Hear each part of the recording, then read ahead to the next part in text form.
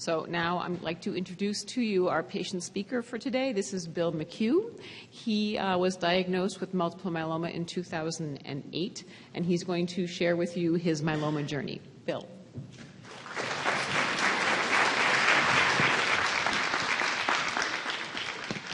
Bill is also very aware that the only thing between you and lunch is Bill. Bill's going to do his best to get through this as quickly as possible. So I've been instructed how to manage these slides, and I'll do my best to make sure I do this correctly. As mentioned, 2008 is when I was diagnosed, completely out of the blue. I went in for an annual checkup, had blood work done. There was a protein spike. I had blood work done again. And then I went and did the 24-hour urine sample. I did the MRI. I did the full bone scan, on and on and on, until that Friday afternoon when I was sat down and said, you have something called multiple myeloma.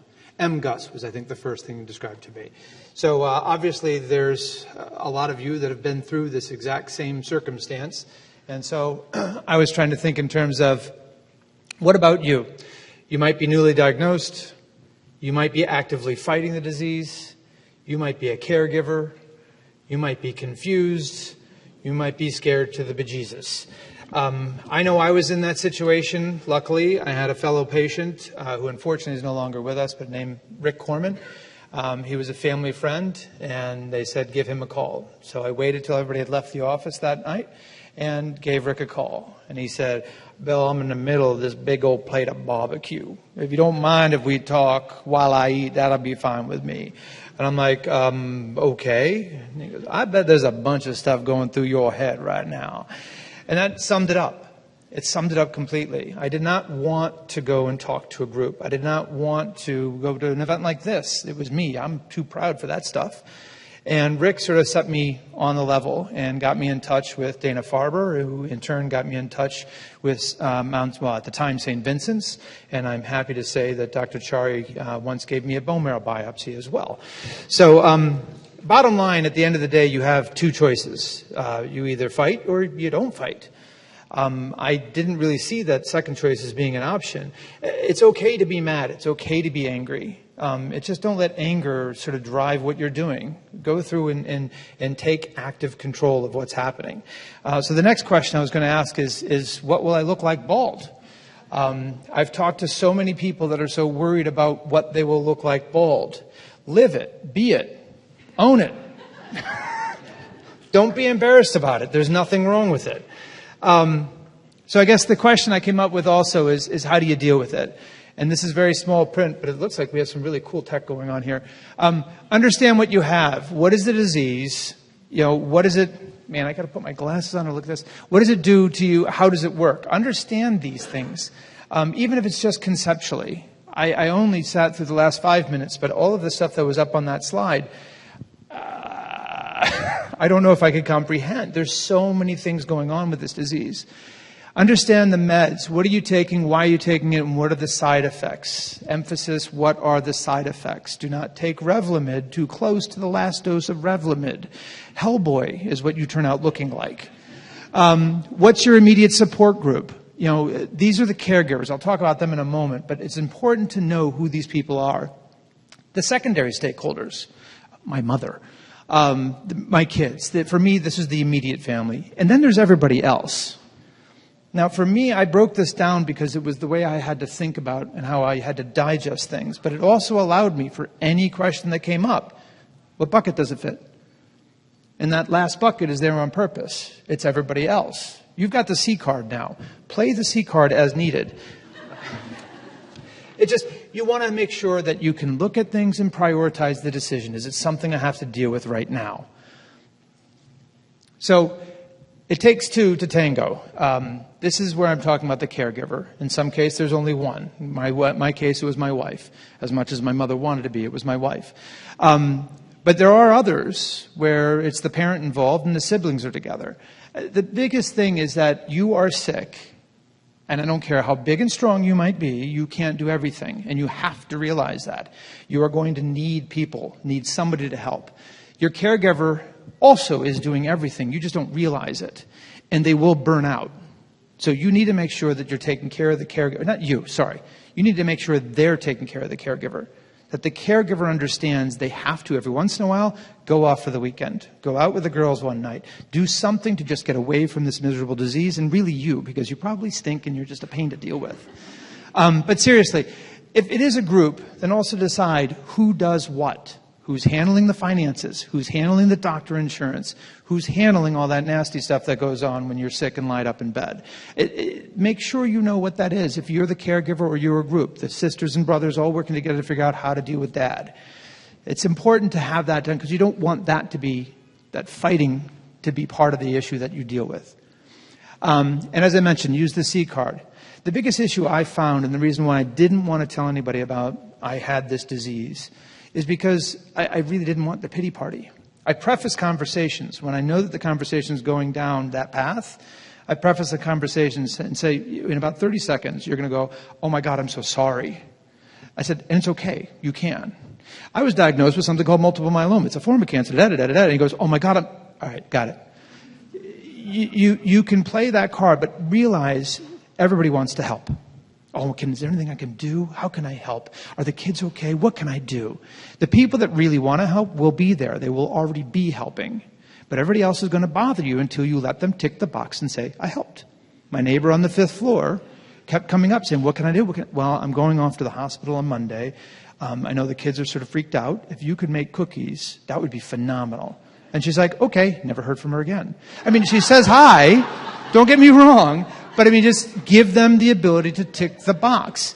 And the most important part of this is don't be too proud. Yes, I would like you to do my laundry. Can you pick it up on Thursday? There are friends that came to me and offered, and it's a group of ladies that live in our neighborhood, and they every week will cook a dinner. Somebody will cook a dinner every day to deliver to somebody who's sick. There are people that are out there, they want to do this, and they will help. Again, don't be too proud on that. Let me change my page. Now, the other part, which is really kind of cool, is you can start to sound like Dr. Chari. Because you stayed at the Holiday Inn Express. You can really talk about the fact that you've got, Revlimid and Velcade, and it's a dexamethasone is the other thing that I'm taking. And you can go through this whole... You're going to learn these things, but it is important to learn these things. You want to be able to understand... When I say what is the disease, my description and what I give is that I've got a rogue protein. When you scratch your hand, when you get a cold, when you get some sort of a blood disease, that's a protein, an antibody that goes in to fight that disease. Mine's gone rogue. It just keeps making itself over and over and over, even though the body doesn't need it. When I was first diagnosed, it was 20 to 30% plasma cell penetration. That's 20 to 30% of those really bad boys have taken over 100% of my mono. 20 to 30% is those things. When they get to 100, what happens? They eat out. So they eat away at the bone marrow. That's forming the lytic lesions. They form the lytic lesions that leaves calcium behind, elevated calcium level. All of a sudden, the protein that was in the blood gets out of your bone and back into the body in ways it's not supposed to. That causes liver problems. This is my way of describing the disease with no technical jargon whatsoever. I don't know if I'm right. He'll tell me later on if I am. But it's good enough to explain you've got something and you know what you're dealing with. And if you understand what these things are, then you can start realizing what it takes to fight. What drugs am I taking? What are they going to do to me? And how do I understand which ones I should be going and where I should go with that?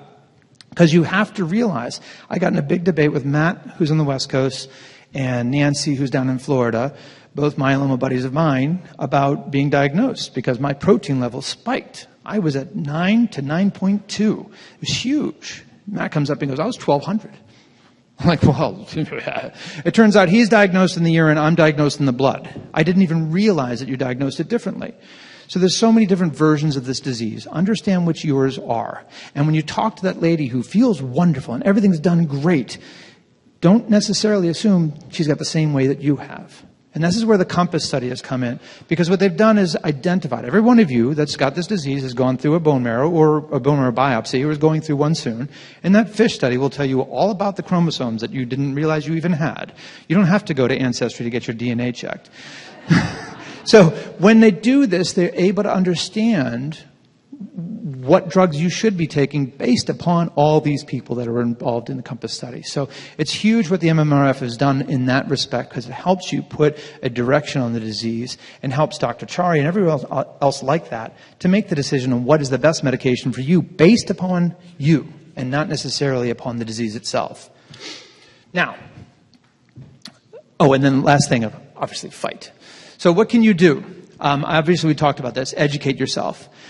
Be part of the decision-making process. Now, I am very lucky in that Rick put me in touch with Paul Richardson at Dana-Farber, and because that's Boston, and I live in New York. Paul put me in touch with Sundar Jagannath and Dr. Chari, and so I had two of the best in the world taking a look at my disease, which is great until one says go this way and the other says go that way.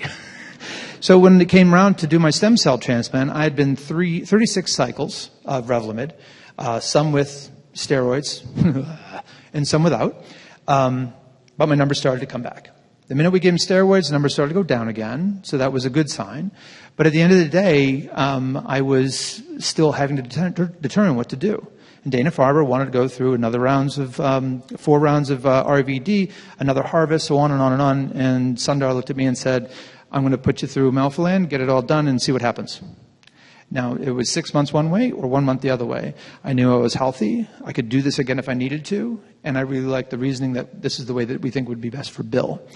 So I was part of that decision-making process, but I knew enough to ask the right questions. So you may not all be lucky enough to have 2 doctors to play off of against, but you have resources like this.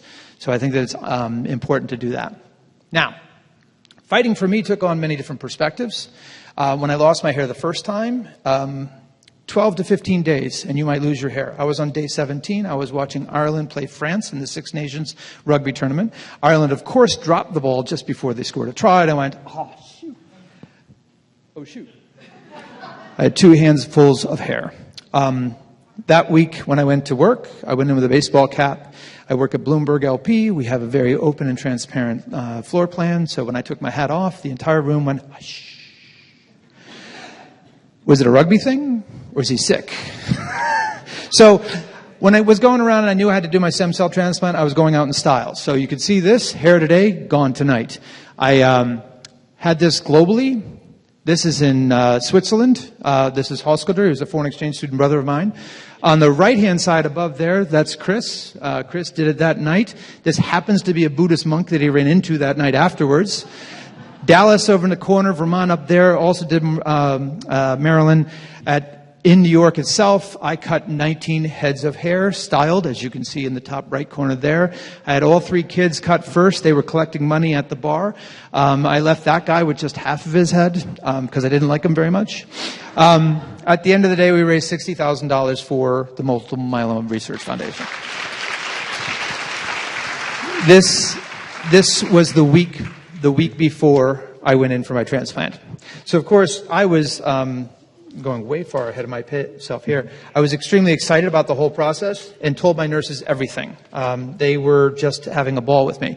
I went in on Monday. On Tuesday was the Empire State Building run-up. That was the MMRF's sponsoring of running up the Empire State Building, and I was in my hospital. Now, this is a view from our window, and you can't see it because it's a foggy day, but I see the Empire State Building, and I asked my kid and my wife to please take a picture of the Empire State Building in orange in honor of the run-up that night. And so they took me a picture. Now, a year later, exactly a year later, was when I did the Empire State Building run-up. Now, this is what I call my daily stairs. In my training, I would do a dedication every day to somebody fighting the disease. And that was my daily stairs. I post it up. And so at the end of the day, these are my 2 guys that helped me get over the line. These are my nurses in advance. This is actually my nurse. She ran that day as well with me, and she's now married and has 2 kids. Everybody here also did the run as well, and they are all patients. So it was a phenomenal night to do that. But there's other things too. Now, everything I'm showing you is going to look very much athletic in nature, and I'm 39 seconds before I got to get you out the door. Eric Gelber, 200 miles in Central Park. It took him 3 tries to get there. I met him that first year, and then I went back every year, and I filmed the very last loop of the thing to do it. I've got a link that is not on here, but I can provide everybody later on if you want to see the movie. They did a movie about it. It was phenomenal. Pam there came from St. Louis just to meet us. These are my nurses again. I ran a 5K with them. This is Carmen, another patient, and Team Trish up here. These are just people doing things to help raise money and fight the disease. Nancy is the one I mentioned. I met her because there was a big news release about this lady in Florida needing a bone marrow transplant. This is Cynthia, the myeloma teacher. If you haven't met her, she's online. You got to follow her. And then Amy, another one up in Connecticut. At the end of the day, though, I've showed you all these things where I'm active and energetic and whatnot. You can do whatever you want. The story I was told the other day, and actually, we'll end on that part. The story I was told the other day is a little boy whose grandfather got diagnosed. He did a lemonade stand, and Brooke received a check for $35. All right? It's $35. Now, at the gala last week, there was a gentleman who decided from this point forward through the end of the year, he will match every dollar donated to the Myeloma Research Foundation up to $10 million. It's phenomenal, it's just phenomenal with this, Mr. Riney, what he's done, and it's just outrageous. He's 2 years as a patient. But whether it be $10 million or $35, whether it be running up the Empire State Building, cutting hair, or crocheting, or whatever it is you want to do, just do. Now, if you want, you could look like this. Go ahead and roll the tape. Eric was running his trip in Badwater, and so I wanted to support him, and I showed him me working out while he was running through 135-degree weather. Now, what's funny is I didn't do this with music. Another fellow patient saw my post and decided it would be better with music. So, on that note, I'm well past my time. It's time for you to have lunch. I appreciate you listening to me. I hope this was helpful. Have a great day.